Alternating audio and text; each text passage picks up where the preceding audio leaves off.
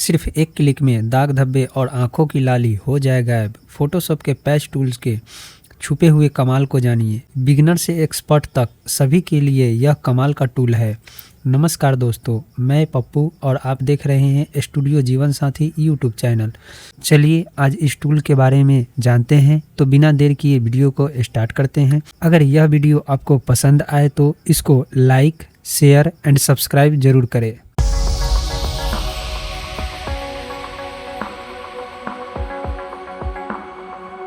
इस वीडियो में हम बात करेंगे सपोर्ट हीलिंग ब्रश टूल के ऊपर। इस टूल के ऊपर जब हम माउस का राइट बटन क्लिक करते हैं तो इसमें 4 टूल्स देखने को मिलता है। फर्स्ट में है spot healing brush tool, second में है हीलिंग ब्रश टूल, थर्ड में आता है पैच टूल एंड 4 में आता है आई रेड टूल। आप यहाँ पे देख सकते हैं इसका शॉर्टकट की जे है। अगर हम कीबोर्ड से जे प्रेस करते हैं तो यहाँ आप देख सकते हैं हीलिंग ब्रश टूल सेलेक्ट हो जाता है। लेकिन इसमें तो 4 टूल्स है और सभी का शॉर्टकट की जे है, तो बाकी टूल्स के लिए हम कीबोर्ड से शिफ्ट के साथ जे प्रेस करेंगे। तो यहाँ पे आप देख सकते हैं क्रमशः ये सारे टूल्स यहाँ पे चेंज हो रहे हैं। तो चलिए हम पहला tool support healing brush tool के बारे में जानते हैं और प्रैक्टिकल करके सीखते हैं। इसके लिए हम यहाँ पे एक इमेज को ओपन कर लेते हैं। इमेज या कोई भी फाइल को ओपन करने के लिए हम यहाँ से फाइल में जा करके और यहाँ पे ओपन पर क्लिक करेंगे और यहाँ से कोई भी इमेज को हम सेलेक्ट करके ओपन कर सकते हैं। या फिर दूसरा तरीका, यहाँ जो आप खाली वाला एरिया देख रहे हैं यहाँ माउस का लेफ्ट बटन डबल क्लिक करेंगे इस तरह से और यहाँ से कोई भी इमेज को हम ओपन कर लेंगे। या फिर हम अपने पीसी में जा करके जहाँ भी हम इमेज को रखे रहेंगे वहाँ से हम इसको ओपन कर लेंगे इस तरह से। इसका एक तीसरा तरीका भी है, हम अपने इमेज या फाइल वाले फोल्डर को ओपन करेंगे। इसे मैंने पहले से ओपन करके रखा था और यहाँ से किसी भी इमेज या फाइल को आप माउस के लेफ्ट बटन से क्लिक करके और यहाँ पे ड्रैग करके छोड़ सकते हैं। तो इस तरह से ये ओपन हो जाता है। इमेज को ओपन करने के बाद स्पॉट हीलिंग ब्रश टूल को हम सेलेक्ट करेंगे। यहाँ पे फर्स्ट वाला को हम सेलेक्ट कर लेंगे। यह जो टूल है वह सबसे आसान और फास्ट रीटचिंग टूल है। इस टूल के सहारे हम छोटे छोटे ब्लेमस, पिंपल्स, स्पॉट्स, डस्ट, अनवांटेज जितने भी मार्क्स होते हैं इत्यादि सब को हटा सकते हैं। यह टूल्स ऑटोमेटिक तरीके से आसपास के टेक्सचर और कलर को ब्लेंड करके एरिया को ठीक कर देता है। तो प्रैक्टिकल करके देखते हैं।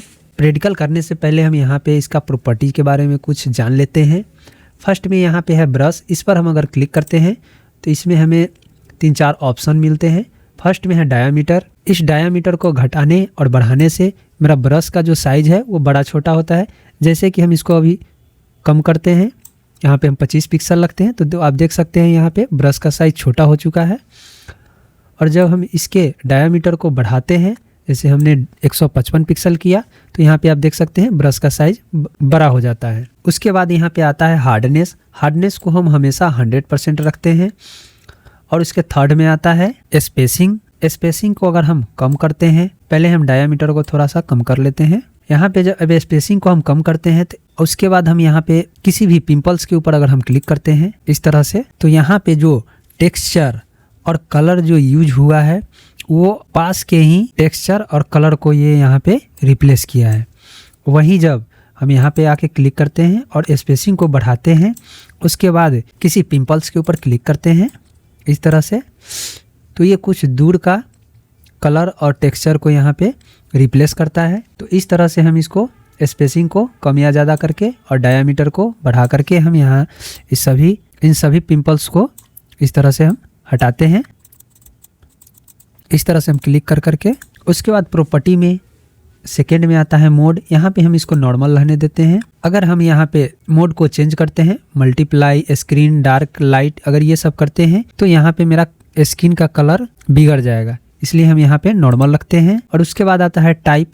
टाइप में यहाँ पे 2 टाइप मिलते हैं। फर्स्ट में है प्रॉक्सिमेटी मैच और सेकेंड में है क्रिएट टेक्सचर। इसका मतलब होता है निकट का मिलान। यहाँ पे अगर हम, इसका मतलब होता है आसपास का जो कलर है उसी को मिलान करेगा। तो पहले हमने जितने पिंपल्स को हटाए थे उस समय ये टाइप में प्रॉक्सिमेटी मैच क्लिक था। अब हम यहाँ पे क्रिएट टेक्सचर के ऊपर क्लिक करते हैं और फिर यहाँ पे हम क्लिक करके देखेंगे तो इसमें हमें कुछ अलग ही रिजल्ट मिलेगा। तो हम इस पर क्लिक करते हैं यहाँ पे, तो आप देख सकते हैं यहाँ पे टेक्सचर जैसा यहाँ पे स्किन को मैच किया है। हम इसको जूम करते हैं और यहाँ से आप देख सकते हैं इस तरह से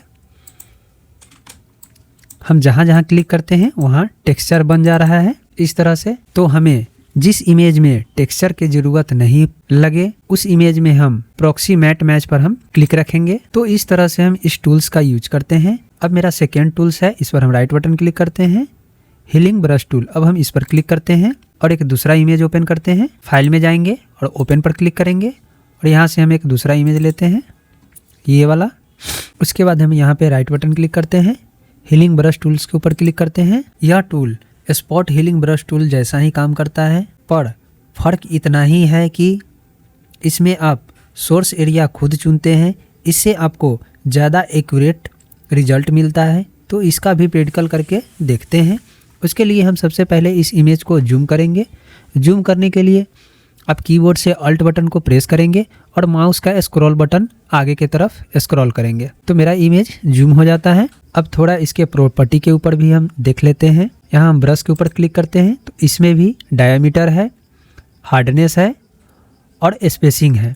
स्पेसिंग को हम थोड़ा और बढ़ाते हैं और यहाँ पे डायमीटर को थोड़ा और बढ़ा लेते हैं, हार्डनेस को फुल रहने देते हैं।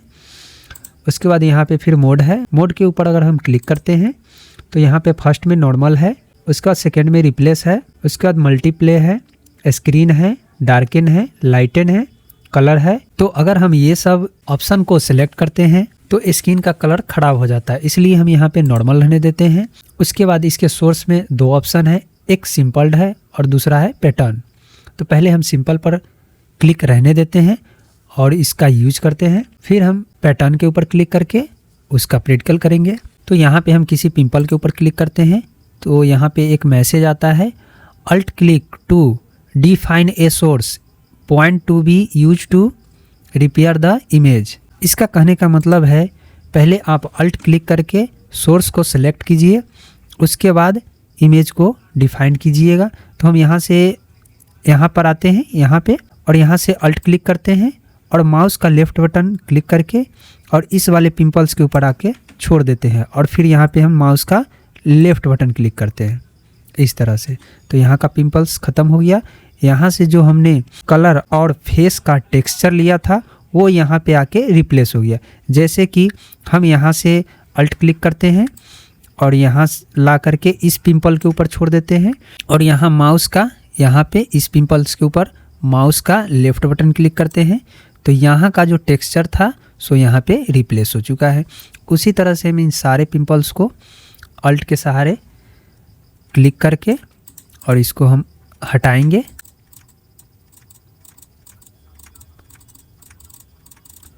यहाँ पे आप देख सकते हैं अगर हम यहाँ से अल्ट क्लिक किए और यहाँ पे रखेंगे, अगर यहाँ क्लिक करेंगे तो एक प्लस का आइकन आपको दिखेगा जहाँ से हमने यहाँ से अल्ट क्लिक करके जो टेक्सचर को सिलेक्ट किया था। तो यहाँ पे आपको एक प्लस का आइकन दिखेगा जब हम माउस को क्लिक करेंगे, लेफ्ट बटन यहाँ पे आप देख सकते हैं इस तरह से। तो इस तरह से हम हीलिंग ब्रश टूल का यूज करते हैं। और अब सेकेंड में आता है यहाँ पे पैटर्न। तो इस पर हम क्लिक करते हैं, हम इस इमेज को रिवर्ट करते हैं। रिवर्ट करने के लिए कीबोर्ड से F12 प्रेस करेंगे तो ये फिर इमेज वैसा ही हो जाएगा जैसा कि हमने ओपन किया था। तो यहाँ से हमने F12 प्रेस किया, फिर उसी तरह का ये इमेज हो चुका है। अब इसके बाद यहाँ पे आता है सेकेंड में पैटर्न। पैटर्न पर जगह क्लिक करते हैं तो उसके बगल में आप देख सकते हैं यहाँ एक छोटा सा एरो है, इस पर हम क्लिक करते हैं तो यहाँ पे कुछ पैटर्न है। हम यहाँ जिस भी पैटर्न के ऊपर क्लिक करेंगे, जैसे कि मैंने फर्स्ट वाले पैटर्न के ऊपर क्लिक किया और यहाँ पे आ करके अगर हम क्लिक करते हैं किसी भी पिंपल्स के ऊपर अगर हम क्लिक करेंगे तो यहाँ पे वही पैटर्न यहाँ पे अप्लाई हो जाएगा। अगर हम सेकेंड वाला यूज करते हैं या थर्ड वाला, कोई भी यहाँ से एक पैटर्न लेते हैं और यहाँ पे हम क्लिक करते हैं तो यहाँ पे पैटर्न अप्लाई हो जाता है। तो मैं आप लोगों को बता दूं कि पैटर्न को हम फेस पर अप्लाई नहीं करते हैं। पैटर्न जब भी अप्लाई किया जाता है वो फेस के बाहर के एरिया जैसे क्लॉथ हो गया, इस सब एरिया पे पैटर्न को अप्लाई किया जाता है। तो हम यहाँ से सिंपल के ऊपर क्लिक करते हैं और इस इमेज को हम रिवर्ट करते हैं और बढ़ते हैं हम अपने नेक्स्ट टूल के ऊपर। तो हीलिंग ब्रश टूल्स के बारे में मैंने आप लोगों को अच्छे से समझा दिया। अब बढ़ते हैं आगे। उसके बाद थर्ड में आता है यहाँ पे पैच टूल। पैच टूल का यूज बड़े एरिया को रिप्लेस करने या हील करने के लिए बहुत ही आसानी से किया जाता है। तो चलिए हम पैच टूल को यूज करके प्रैक्टिकल करते हैं। यहाँ से हम पैच टूल को सिलेक्ट करते हैं, फिर उसके बाद हम एक इमेज लेते हैं। यहाँ से हम 2 इमेज ले लेते हैं। इमेज लेने के बाद हम यहाँ पे प्रॉपर्टीज में देख लेते हैं। यहाँ पे सिलेक्शन के लिए है, जो कि मैंने सिलेक्शन के बारे में पहले ही सिलेक्शन टूल्स में बता दिया था, ये सिलेक्शन कैसे कैसे किया जाता है। उसके बाद यहाँ पे आता है 2 ऑप्शन, एक है सोर्स और एक है डेस्टिनेशन।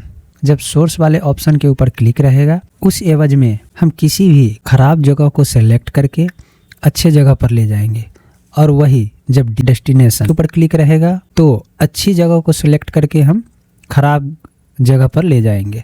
तो पहले हम सोर्स वाले पर क्लिक करके और उसका प्रैक्टिकल कर लेते हैं। हम इस फोटो को थोड़ा जूम करते हैं। इस तरह से हमें इस इमेज में चाहिए कि ये वाला जो बॉक्स है यहाँ पे ना रहे, यहाँ से हट जाए। तो उसके लिए हम इसको यहाँ से लेफ्ट बटन से क्लिक करके इस एरिया को सिलेक्ट करेंगे। इस तरह से राउंड करके मैंने सेलेक्ट कर लिया, और इस वाले एरिया को हम माउस के लेफ्ट बटन से क्लिक करके हम अलग रिप्लेस करेंगे। यहाँ से हम माउस का लेफ्ट बटन क्लिक किया और इसको हम यहाँ पर लेके आए और इसको छोड़ दिया। छोड़ने के बाद क्या होगा, यहाँ का जो एरिया है वो यहाँ पे रिप्लेस हो जाएगा। यहाँ से आप देख सकते हैं, यहाँ वाला जो एरिया था यहाँ इस जगह पर, वो एरिया यहाँ पे रिप्लेस हो चुका है। अब इसका हम दूसरा एग्जांपल भी देख लेते हैं। इस फोटो को हम मिनिमाइज करते हैं और इस फोटो को थोड़ा सा जूम करते हैं। यहाँ पे आप देख सकते हैं, यहाँ पे एक बच्चा है, हम इसको हटाना चाहते हैं। इसके लिए हम इसको सिलेक्शन करेंगे इस तरह से, और सिलेक्शन करने के बाद इसको हम यहाँ से हटाएंगे। तो उसके लिए हम यहाँ पे चाह रहे हैं कि यहाँ का जो बैकग्राउंड है वो यहाँ पे चला है। तो उसके लिए इसको हम यहाँ से क्लिक करेंगे और यहाँ पे आकर के इस तरह से इसको हम अच्छी तरह से सेट करके हम इसको छोड़ देंगे और थोड़ा देर वेट करेंगे। जितना बड़ा एरिया रहेगा उतना ज़्यादा टाइम लेगा। तो आप देख सकते हैं, यहाँ पे हम अलग क्लिक करते हैं, यहाँ का जो एरिया था वो यहाँ पे रिप्लेस हो चुका है। तो पैच टूल्स का यूज हम इस तरह से करते हैं। अगर हमें ये वाला नहीं चाहिए तो यहाँ से इसको सिलेक्शन करेंगे इस तरह से, और इसको हम साइड में लेकर के छोड़ देंगे, मतलब अच्छे जगह पर। तो इस तरह से यहाँ से ये हट चुका है। तो इस तरह से हम पैच टूल का यूज करते हैं। अब इस इमेज को हम रिवर्ट कर लेते हैं, फिर इसको मिनिमाइज कर देते हैं, और इस इमेज को भी हम रिवर्ट कर लेते हैं और इसको भी मिनिमाइज कर लेते हैं। उसके बाद हम चेक करेंगे, यहाँ सोर्स हो चुका है। अब डेस्टिनेशन के ऊपर क्लिक करके, तो यहाँ पे हम डेस्टिनेशन के ऊपर क्लिक करेंगे और फिर उसी इमेज के ऊपर आके प्रैक्टिकल करके देखेंगे। इसको हम बड़ा करते हैं। डेस्टिनेशन में हमने बताया था कि अच्छी जगह को सेलेक्ट करके ख़राब जगह पर ले जाएंगे, तो इसको हम पहले हटाए थे सोर्स से। अब यहाँ पे हम डेस्टिनेशन सेलेक्ट करके इसको हटाएंगे। उसके लिए हम एक अच्छे एरिया को सेलेक्ट करेंगे और इसके ऊपर हम रिप्लेस करेंगे। तो यहाँ से हम एक अच्छे एरिया को यहाँ से इस तरह से हम सेलेक्ट कर लेते हैं इस तरह से, और यहाँ से एक माउस का लेफ्ट बटन क्लिक करके और यहाँ पे आके ड्रैग कर देंगे इस तरह से, और थोड़ा सा वेट करेंगे। तो यहाँ आप देख सकते हैं, अब जितने अच्छे से इसको सेट करेंगे उतने ही अच्छे से इसका रिजल्ट आएगा। तो इस तरह से हम डेस्टिनेशन के ऊपर क्लिक करके हम इस टूल्स का यूज करते हैं। फिर इसको हम मिनिमाइज करते हैं और दूसरे इमेज को ओपन करते हैं, इस वाले को। फिर यहाँ से एक सिलेक्शन बनाते हैं इस तरह से, और ये सिलेक्शन को लेकर के हम यहाँ पे ड्रैग करते हैं और थोड़ा वेट करते हैं। तो आप देख सकते हैं, यहाँ से जो हमने अच्छी इमेज को सिलेक्ट किया था एरिया को, और सिलेक्ट करके यहाँ पे हम खराब वाले एरिया के ऊपर छोड़ दिया था, तो यहाँ पे ये रिप्लेस हो चुका है। तो इस तरह से सोर्स और डेस्टिनेशन का उपयोग करके हम पैच टूल का यूज करते हैं। तो हम सोर्स के ऊपर क्लिक कर देते हैं और इस इमेज को हम क्लोज करते हैं, इस इमेज को भी हम क्लोज करते हैं। और उसके बाद आता है फोर्थ में रेड आई टूल्स। अब इसके ऊपर हम क्लिक करते हैं। उसके बाद हम एक इमेज ओपन कर लेते हैं। जैसा कि मेरे पास एक इमेज है रेड आई का, ये वाला, इसको हम बड़ा करते हैं और थोड़ा जूम करते हैं। यह टूल फ्लैश फोटोग्राफी में आने वाले रेड आई को हटाता है। इस वाले टूल्स में फोटोशॉप ऑटोमेटिक तरीके से रेड आई कलर को ब्लैक ब्राउन में कन्वर्ट कर देता है। यहाँ से इस टूल को हम सेलेक्ट करेंगे। उसके बाद इसके प्रॉपर्टी के ऊपर हम ध्यान देंगे। फर्स्ट वाले में कुछ नहीं है। इसके प्रॉपर्टी में मुख्य रूप से 2 ऑप्शन है। फर्स्ट में है पुपिल साइज और सेकेंड में है डार्कन अमाउंट। तो हमें कितना पुपिल का साइज रखना है, कितना % और डार्कन अमाउंट कितना रखना है, उसके लिए ये निर्भर करता है कि इस आँख का कितना हिस्सा ब्लैक होना चाहिए। उस हिसाब से हम पुपिल का साइज रखते हैं। आमतौर पर पुपिल का साइज 20 से 25% ही रखना चाहिए, जिससे आई का जो हिस्सा होता है वो सही से ब्लैक हो। तो हम यहाँ पे इसका साइज, पुपिल साइज में हम यहाँ पे 25% रखते हैं। तो यहाँ से हम इसको क्लिक करके घटा लेते हैं। आप यहाँ से छोटे वाले जो यहाँ पे एरो दिख रहा है इस पर हम क्लिक करके और इसका साइज यहाँ से भी हम घटा सकते हैं। तो हम इसका 24 रखते हैं और उसके बाद आते हैं डार्कन अमाउंट के ऊपर। डार्कन अमाउंट का मतलब होता है जो पुपिल साइज हम लिए हैं ये वाला साइज कितना डार्क हो। तो बेस्ट रिजल्ट के लिए आप यहाँ पे 50 से 60% तक का डार्कन अमाउंट रख सकते हैं। तो हम यहाँ पे 55 करते हैं और इस पर हम क्लिक करके इसको क्लोज करते हैं। उसके बाद हम यहाँ से सेलेक्ट करके इस तरह से इसको छोड़ते हैं। तो आप देख सकते हैं यहाँ पे ये रेड था सो ब्लैक हो चुका है। फिर यहाँ से हम इसको क्लिक करके ऐसे और इसको छोड़ देते हैं। तो इस टूल्स का यूज बहुत ही रेयर केस में किया जाता है। जब कभी हमारे फोटोग्राफी में कोई ऐसा इमेज शूट हो जाता है जो रेड आई में हो जाता है और उसका एक ही पीस रहता है, तब हम इस टूल्स का यूज करते हैं। दोस्तों इस वीडियो में बस इतना ही।